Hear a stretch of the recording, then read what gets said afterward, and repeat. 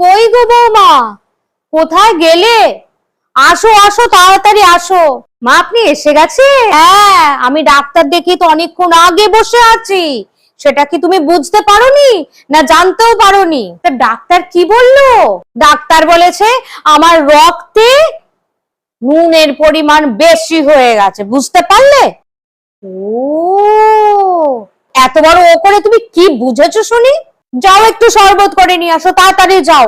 আমি এক্ষুনি যাচ্ছি, 2 মিনিটের মধ্যে যাবো আর চলে আসবো। আপনার শরবত নিয়ে এক্ষুনি চলে আসবো, দাঁড়ান। আমার আর ভালো লাগছে না, সেই সকালে বেরিয়েছি। মা, একটু নুন দিন না। কি? আমি এখানে নুন কোথায় পাবো? আপনি যে বললেন যে আপনার শরীরে নুন আছে, একটু নুন দিন না, তাহলে আমি শরবতটা চট করে নেব।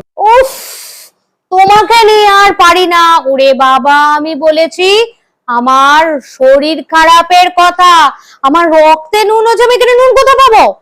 তোমার বাবা নুন টুন দিয়ে তোমায় কিছু করতে হবে না, তোমার শরবতও কিছু করতে হবে না। তোমায় যে আমি বলেছিলাম জ্যান্ত মাছের ঝোল করে রাখতে, তুমি কি করেছো? হ্যাঁ, ওই যখন আপনি গেছেন ডাক্তার দেখাতে, আমি তখনই আরম্ভ করে দিয়েছি জ্যান্ত মাছের গরম গরম ঝোল। বাজার থেকে 2টো শিঙি মাছ নিয়ে এসেছে, জানেন তো?